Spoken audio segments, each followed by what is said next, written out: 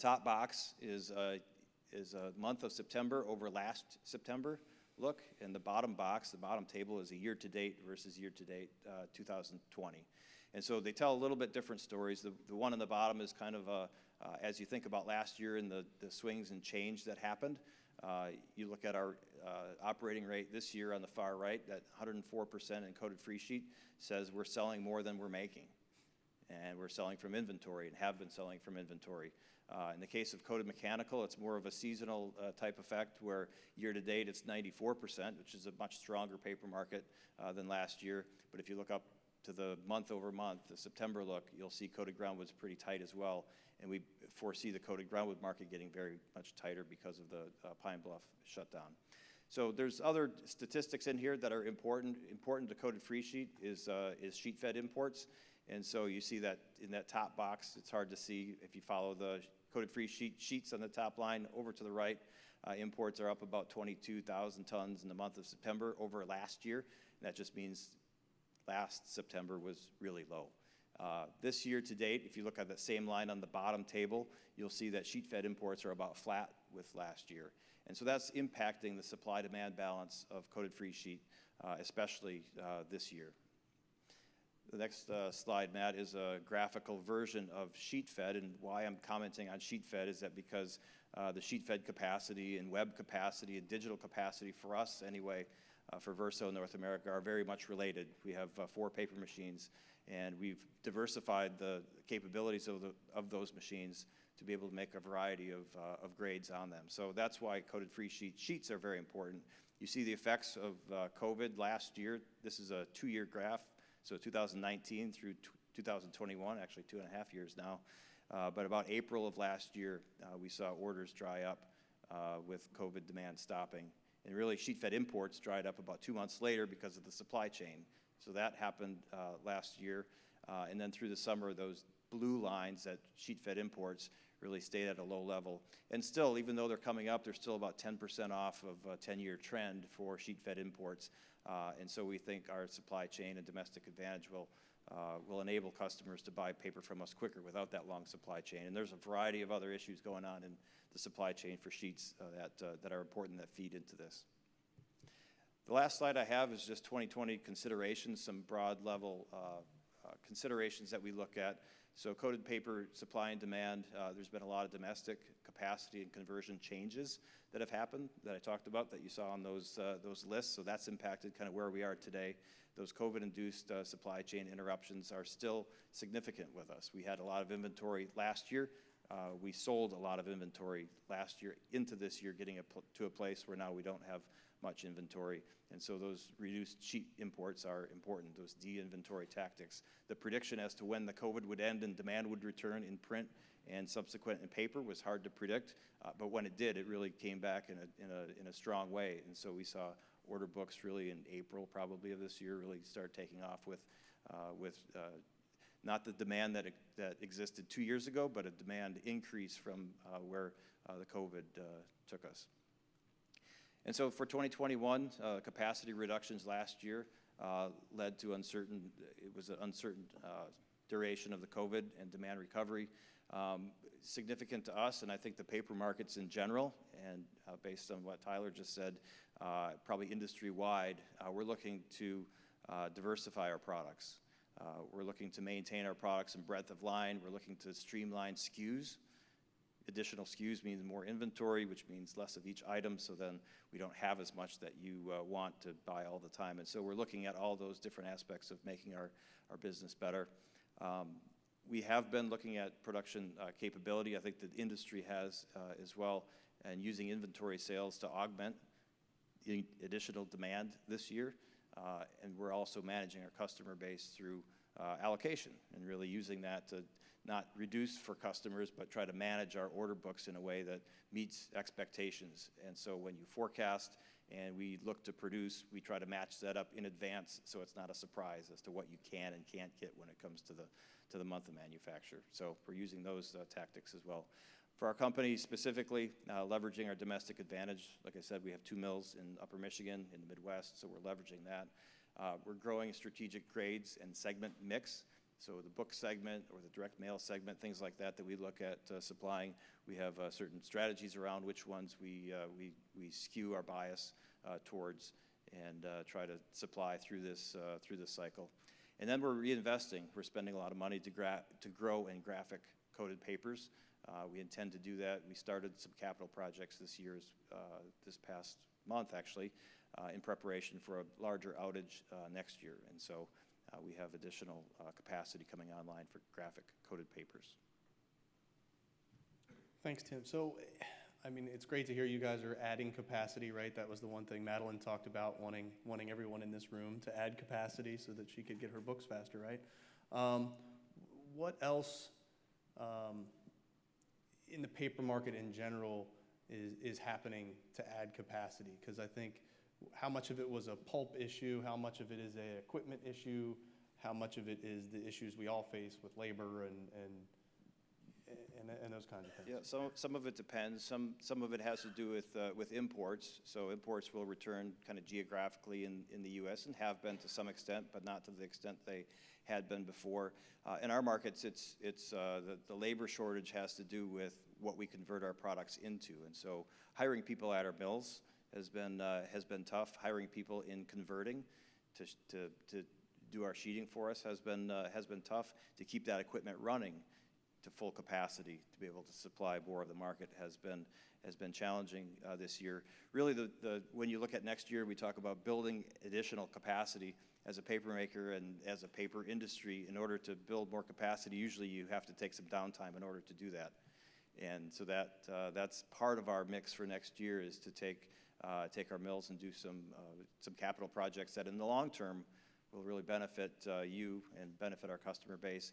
As an industry, though, there's a lot of conversions that are happening with the smaller industry size that I talked about. Some of the product categories you can convert in and out of relatively or more easy than you had before. You don't have those big chunks of demand decline and then a mill would shut.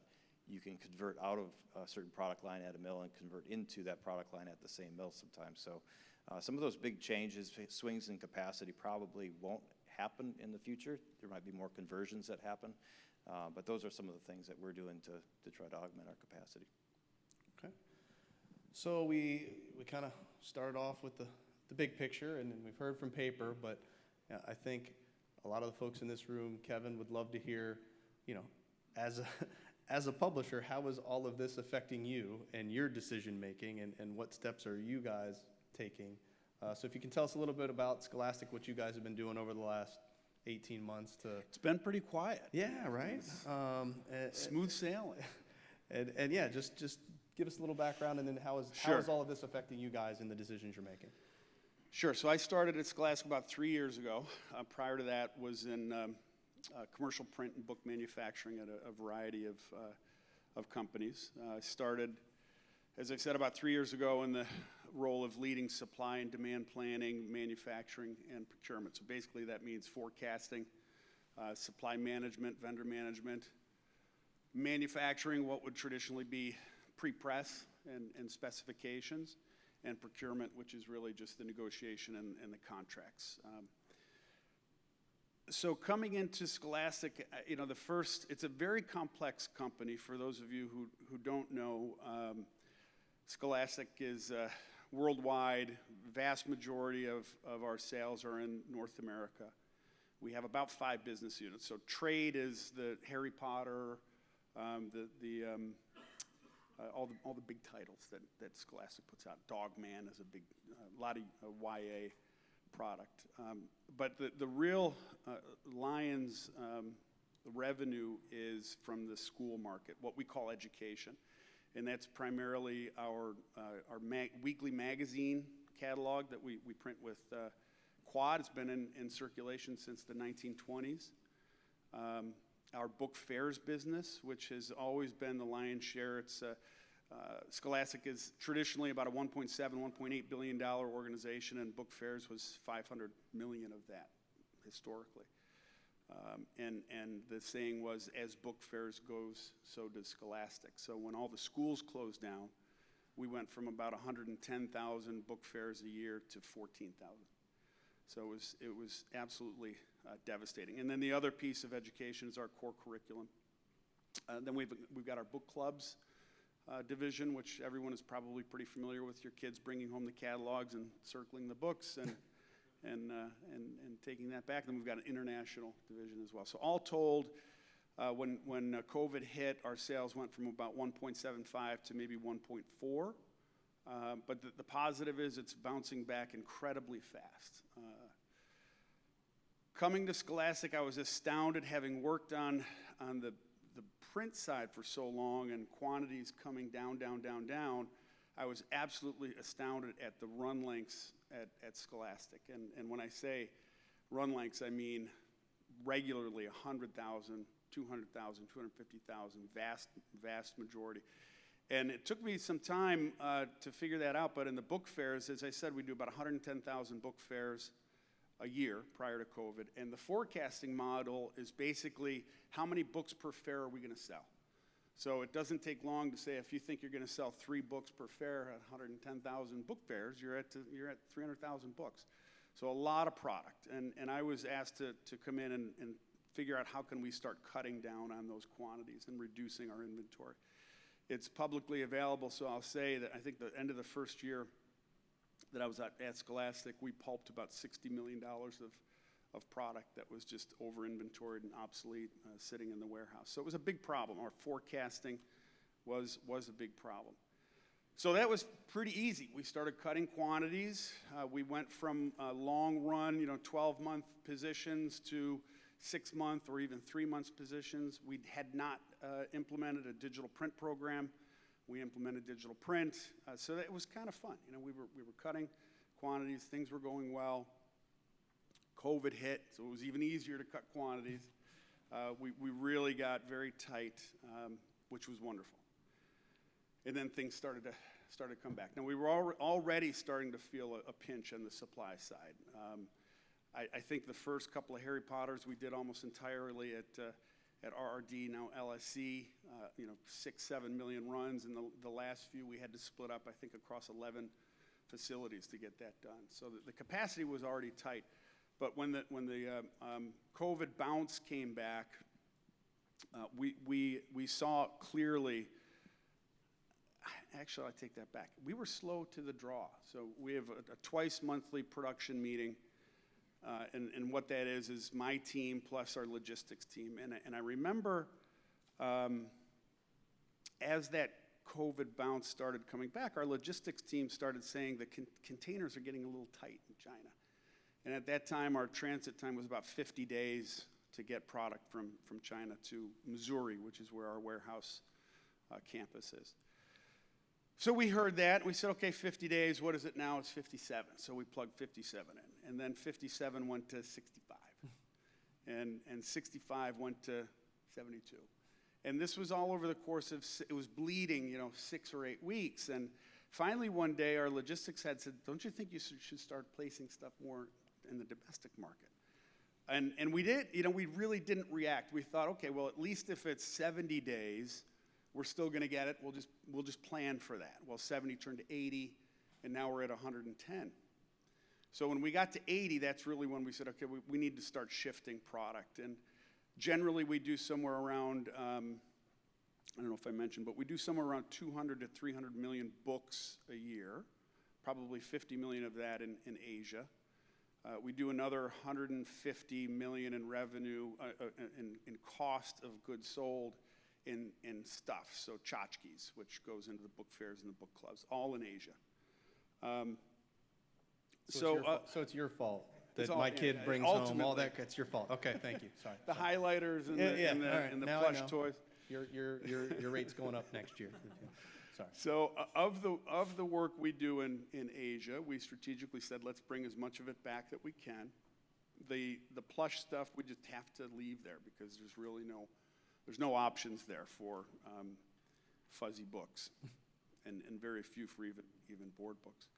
But of the book product, we said let's pull as much of it back as we can. And the issue we still ran up against, believe it or not, was that we would ask our business unit. We would say, listen, you can print this book in Asia at 50 cents a unit, or I can give it to you here domestically at $1.50, Domestic is going to be 6 weeks. Asia is going to be, 6 months. And more times than not, would look at their pub date and they'd say, you know what, I'll stay in Asia. So they would do that, and then ultimately that Asia window would close, or as I said, 80 went to 90, went to 110. So we still came back to being a supply problem. So ultimately we just said, we're not staying in Asia. You don't have an option. You're not going to get the 50-cent unit. It's going to be $1.50. And we brought that over domestically, North America. About 50% or a little bit less of our Asian volume we're now sourcing or attempting to source domestically or in North America. It's slow going, but we're finding capacity. The biggest issue is if we can find the capacity. As everyone knows, it's paper. The real positive for Scholastic is you would have editors spend a week and a half debating a blue shade of white paper. And they no longer have that luxury. And they've finally accepted that. And we, Matt Coated is by far the product we produce most of our children's books on, and that's incredibly hard, as everyone knows, to get. So we're using a really nice Norpack sheet that it's not a coated sheet, but it's a very hard surface, uncoated, and it works very well for both a coated and an uncoated environment. So my point is we've been able to go back to the business units now and say you no longer have the choice. The spec has to change, whether it's a paper or you have to drop the gold foil, or you're going to have to change from an 8.5 to an 8, and they're accepting that. So to a certain extent, I think it's an opportune time for Scholastic to begin to try and standardize more of our specifications, which is something I know everyone in this room would like to do. The problem is you can't do it voluntarily, so we're trying to put in some systems in place that limit certain choices when editors go to develop a title. We can only make these papers available, or the trim size has to be this trim size, which I think will bring a lot of benefit to Scholastic, with the assumption that we're going to be able to get more capacity on some of the standardized specs within the print community. Oh, great. Thank you for sharing all that information. So, one of the things you mentioned was, you and I have had these conversations before over the phone, but bringing stuff back from Asia. So I want to ask Tyler, across other industries, are you seeing more, let's call it onshoring, stuff coming back to the U.S., but one of the things we already talked about was there's lack of a workforce and issues of that nature. So how are we going to be able not only to, I guess, compete on price, right? But okay, now we lost some shipping costs, so it's not as bad, but we're gaining time. But if that's happening in every industry, what other industries are you seeing that in, and what's been the effect so far? Yeah, I would say there's definitely a lot more, I guess, excitement around the possibilities of onshoring, and we've seen some clients, pull the trigger, different industries, and we'll go ahead and look at an onshore or onshore strategy here in the U.S. But one thing to kind of keep in mind is you're still, the problem still exists here, like you just mentioned, right? So, if it depends on what their strategy is, 3 to 5 year strategy. If that's something that fits with that strategy, we'd say, okay, go for it, right? It just all depends on the timing, and the cost, right? So I know I mentioned the total cost to serve. If you can still make your margins and are able to perform that while reducing risks, it could be a good strategy. So, and Tim, how you mentioned imports, so how it almost seems like our domestic capacity in terms of paper is, I guess for lack of a better term, finite right now. Right? Oh, it is. So Yeah. Imports seems to be the way that we might be able to alleviate some of the paper issues. So it's almost the opposite the effect that we're having in other sources. Yeah, How does that on- work on the paper side? Definitely. On the sheet fed side, there is, there's stories of containers offshore that are not being unloaded, that have been loaded up. And so that's one of the avenues that a shortage might be alleviated. Our strategy to make more and make more efficiently at our mills by streamlining SKUs and some of those things leads to more capacity. Those things are all really important to execute, but it's really for us looking at, I guess, the next year, thinking about who's selling our paper, who's buying it. Forecasting is important, knowing what they're using. Folks like Scholastic having a variety of options of what they can use in their books is probably a good thing. We've seen customers move from grade to grade or finish to a different finish that we may have more or less available in whichever case it is. But you're right, the finite nature of the paper business means that capacity comes and goes, usually in large quantities. And we've seen the graphs where it has gone in some large quantities or gone to other product categories in those quantities. The incremental increase in capacity certainly will happen, but it doesn't happen overnight. Like I said, we've got some $50 or $60 million that we're going to invest in our mills this year, next year to try to grow that capacity. But really, it's reacting to the increase in demand and the variety of products. If you're buying digital products, it's a smaller product category, right? So you might not have the same limitations as some other grades that we have of commodity products. And so trying to build that capacity is tough in the paper business, but it's one that, through efficiencies and SKU rationalization, making less products in some cases helps. Okay. Kevin, I want to ask, I'm assuming this is a question that the audience will want me to ask you, but based on what you've said around your planning and the way the supply chain has affected what you guys are doing, what else could book manufacturers or the suppliers here, whether they be paper or others, what can they do to help make your life as a publisher easier and sell more product? Boy, I wish I knew the answer to that. I don't know. I mean, every day is a new day in the blender for all of us. You get up and you find out what piece of business is at risk. I think what's made the difference for us in the last 8 months, and I'll say it's to be assumed, it's those vendors who we've had really clear and frequent communication with on problem volume, we've been able to work through it.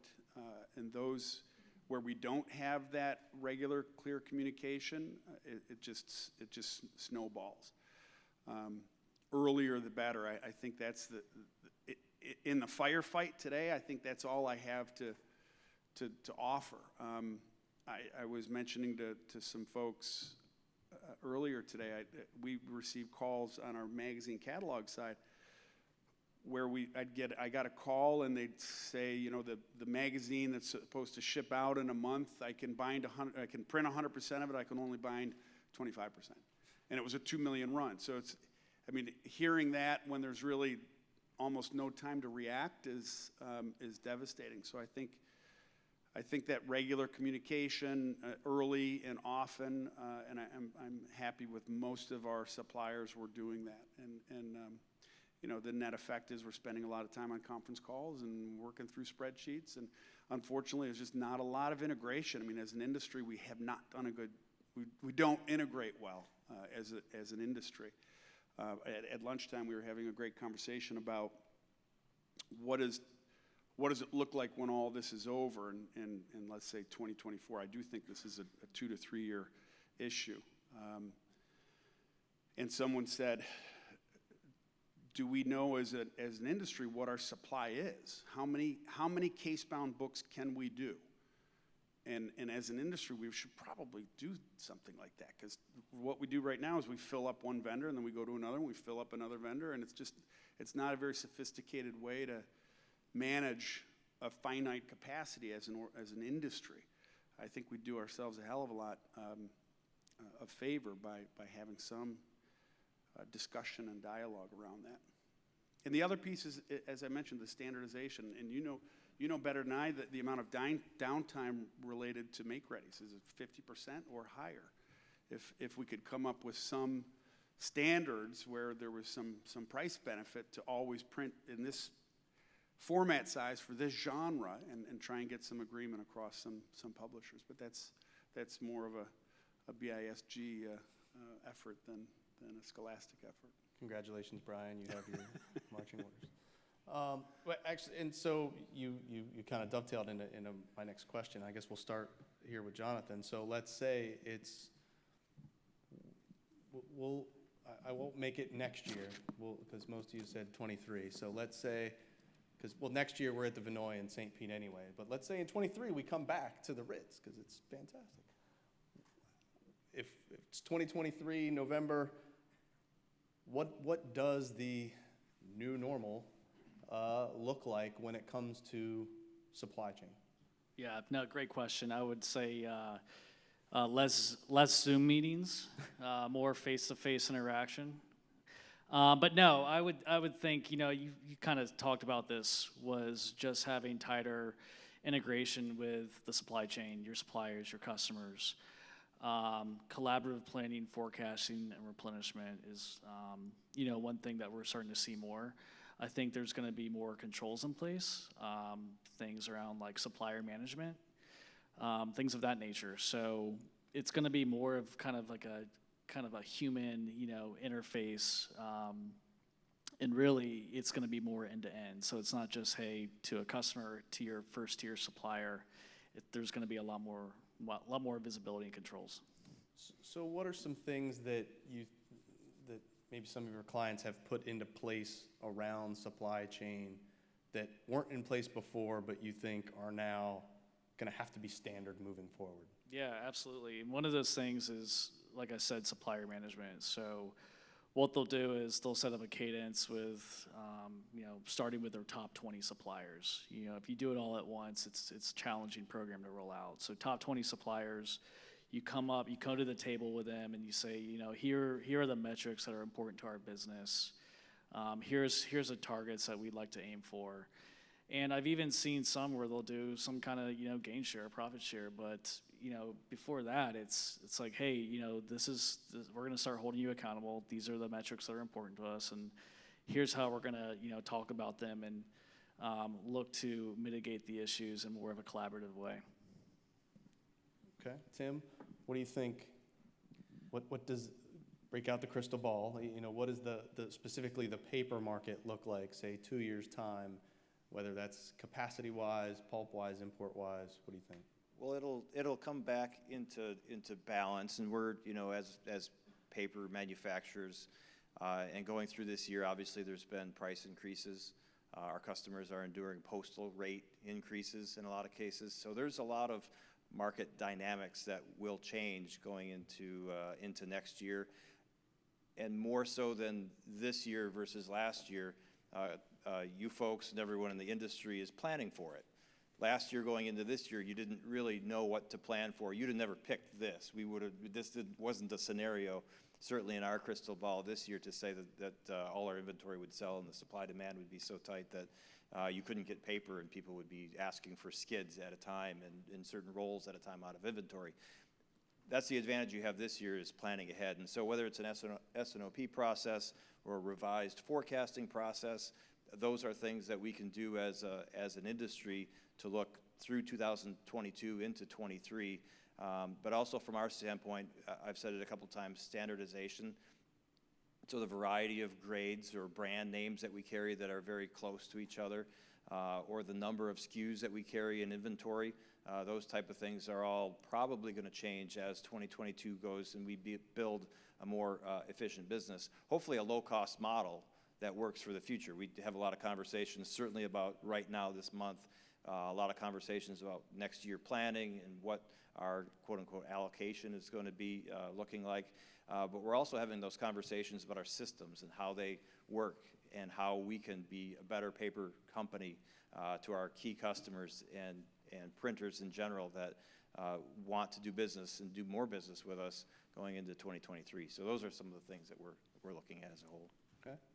And lastly, Kevin, how 2 years from now, how will Scholastic have changed the way it manages its production and supply chain issues? I think that the piece that I'm focusing on and hoping we can realize is really spreading our risk of manufacturing globally. And what I mean by that is not going, as I said at lunchtime, when Asia flips the lights back on, what do? You know, we have to have the fortitude to not run back there for that 50-cent CPU. So I think the expectation is that we're going to spread our manufacturing across the globe.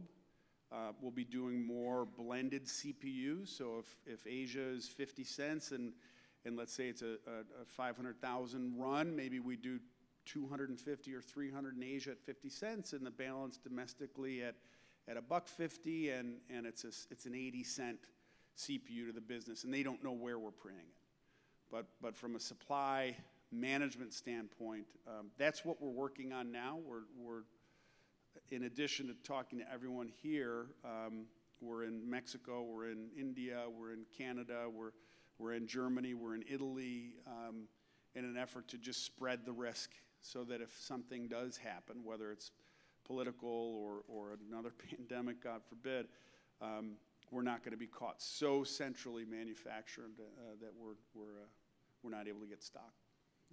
Makes sense. Because I can't accurately get my steps from the podium while moderating, I've drafted Mr. Larson to be the roving reporter. So, questions from the floor for our distinguished panelists. Kent will come with the mic. So, what questions do you all have?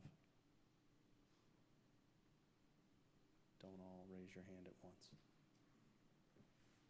Back middle, Kent.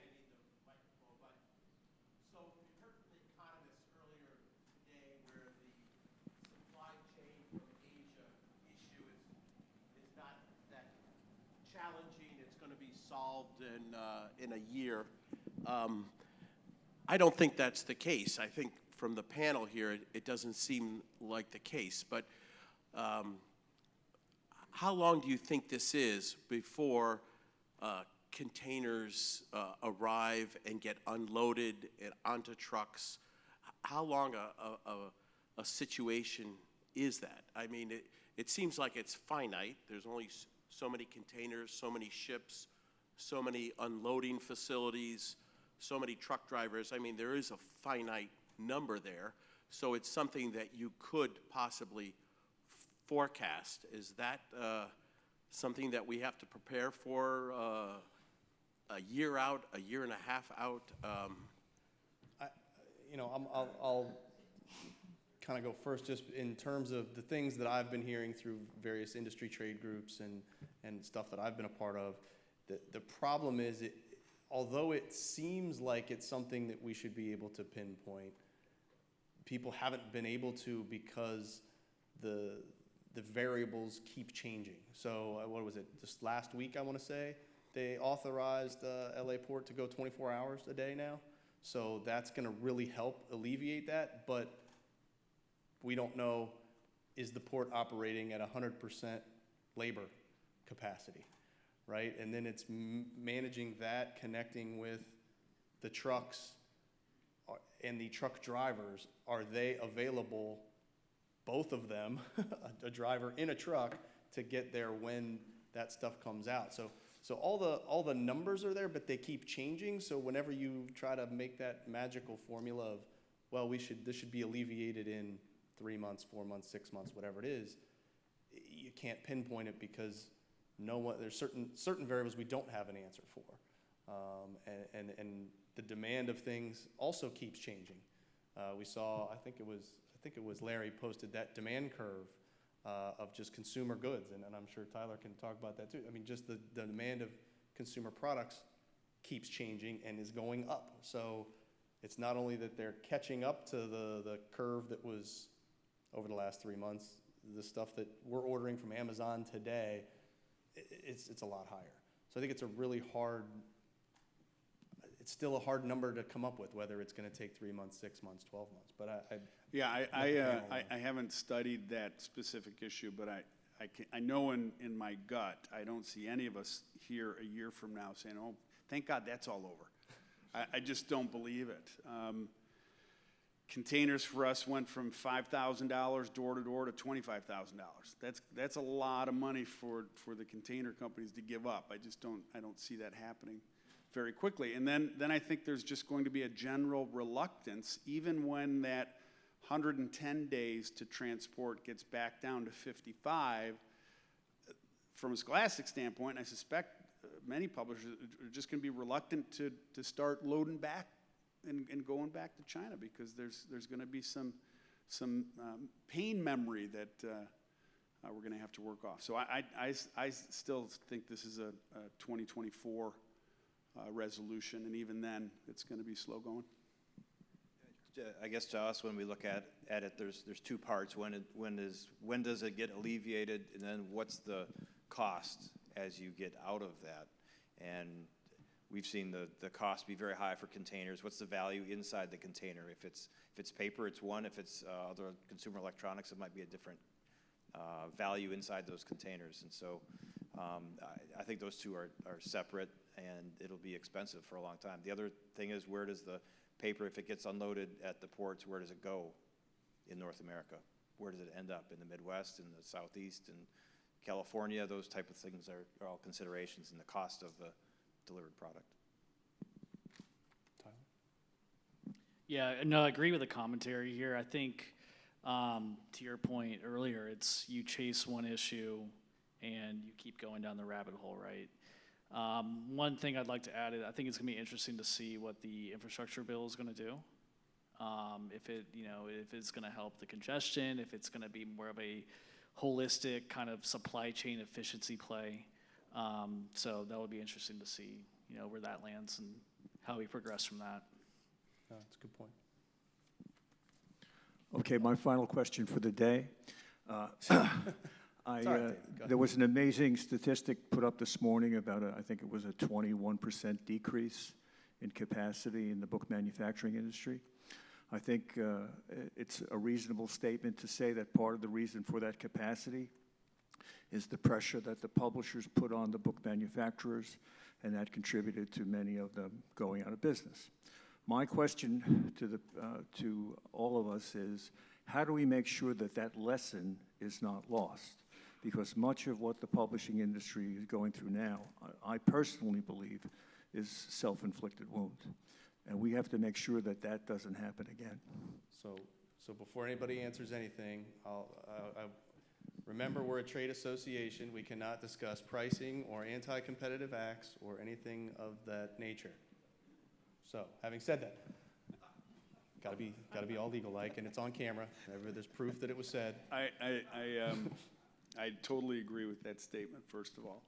And again, at lunch, we were having this conversation about what does it look like after all of this. And I think now is the best time to be having contract discussions, new contracts, extensions, based on commitments beyond 2024, so that publishers don't have the ability to just hop back to that low CPU price. So we're talking with a number of vendors. I spoke to one yesterday and I said, listen, we have to sit down and have that transparent conversation about what do you need to put me in a good place with you so that I can stay with you. And if that means we have to renegotiate pricing before our contract is up, let's do that. If you don't want all of my work and you want half of it but at a different price, what's that profile that works for you? So I think having those conversations now, probably from a printer's perspective, is the best time, because publishers are in a bad spot right now. Extending contracts, Steve Merson and Andy from Command Web they're a very strategic partner for us. We've enjoyed the fact that they're a quarter of a mile away from our warehouse. So Steve, thank you for everything you've done for us. And Steve and I had the conversation early in COVID and agreed on an extension. So I think that's one strategy I think it would be worth exploring. Tim? We think about and look at what drives value. And so to be in business isn't just to be in business, it's to make money being in business. And so we have to look at who our customer base is, our partners, and understand their goals, what they're driving for, what kind of value they're driving for, and not just our customer base, but our grade mix and our segment mix that we look at. We have to look into the future and say, where is the most value going to come from? What kind of business do we want to partner with? And so we look at really value at this point. And that's what we have to do in a constrained type of environment, is look at the value of what customers are doing and then say, okay, they're not part of the 21%, right? They're part of something else that is growing, that's doing pretty well. So we have to try to understand that. As a paper industry and a paper company, we've been all things to everyone for a long time because we've had excess capacity, but in this environment, it's a very different conversation. Okay. Other? Oh, you got Dwight on the far side. Guaranteed. See, even when Kent does it, it's the opposite side of the room. You wanted to say something, Joe? Sorry. Well, we'll make him work. Thanks. So, thank you guys, and I think this particular topic is a very good one. And it's really a function of what happens in the world in supply and demand, right? I mean, a lot of industries have gone through what we've gone through, where the demand for the product changes, it goes down dramatically, and then guys fall away. Our challenge is we're capital intensive generally to expand our capacity, and I'm hoping that this COVID experience and the people in this room and this association and our purposes can be a teaching moment, because sometimes what's the expression? We've found the enemy, and it is us. I mean, it's not just the publisher, and Kevin, you're very gracious to make your comments, and it's the printers that agree to some very aggressive tactics, and it's the machine manufacturers that want to sell a ton of machines, right? So everyone's trying to do their very best, but at the end of the day, we all have to make a profit. And I think that if we can look at this experience to say, okay, we've all been a little bit beat up, as we build out of it, it's really collaboration of partnerships, of win-win relationships that are going to win the day in the long term.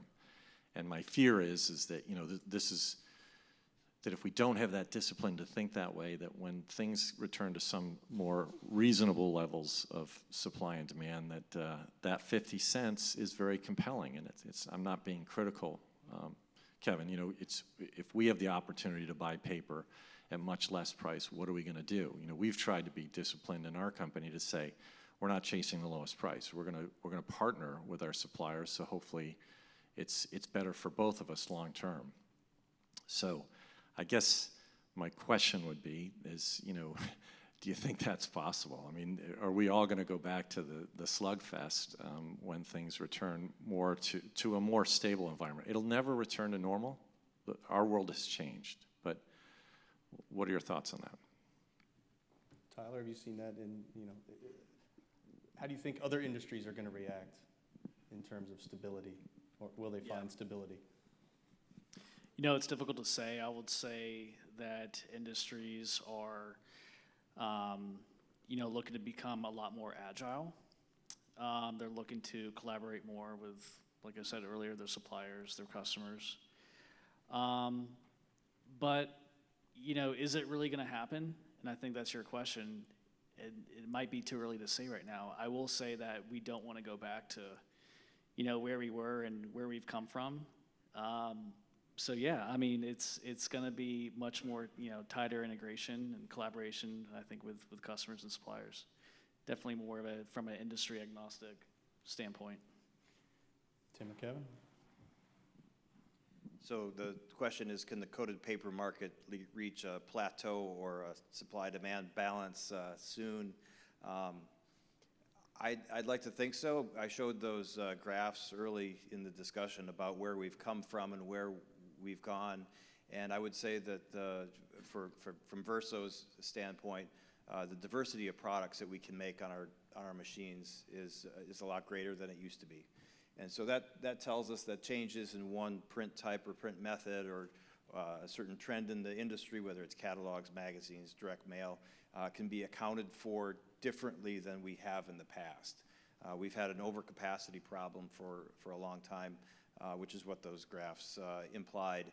And I think that our ability to make those different products on our existing assets is going to be a positive. It's going to lead to a plateau in kind of supply-demand balance, where if one is out of supply, you switch it over, not a radically different grade, but maybe a print type. You grow in digital papers, graphic papers, instead of web offset, something like that. I think it's a really poignant question. And I do think as an industry, the one benefit of where we are right now is this is such a problem that even the Madeline McIntoshes of the world are aware of it. The editors are aware of it. The people who push for that 50-cent unit are aware of all of frankly, the trouble we're in right now because of that. And I can say from a Scholastic standpoint, and I suspect for other publishers, the decision point is certainly pulled away from the publisher side of the house and is today far more in the supply-demand side of the house, manufacturing side of the house. I do not believe that it's going to go back at Scholastic. I think we will have far more influence in these decisions going forward. That's one of the things two things we're implementing. One I mentioned, which was the hybrid blended CPU. The other piece we're implementing is a standard cost CPU so that the business unit can't game the 50 cents. If it's this product profile with these specs, it's $1, and they don't know where we're printing it. And we're not doing that to fool them. We're doing that to try and bring some more predictability to the business and have a little more rigor on the supply side.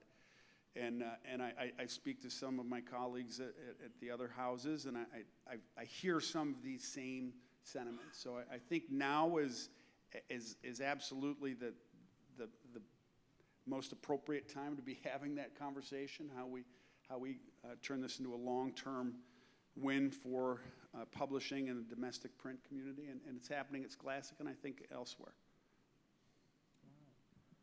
Well, gentlemen, I just want to say thank you. Appreciate your insights. Hopefully everyone found value in this discussion. And we appreciate Tyler and Tim coming in for this and Kevin for being here. Thank you very much.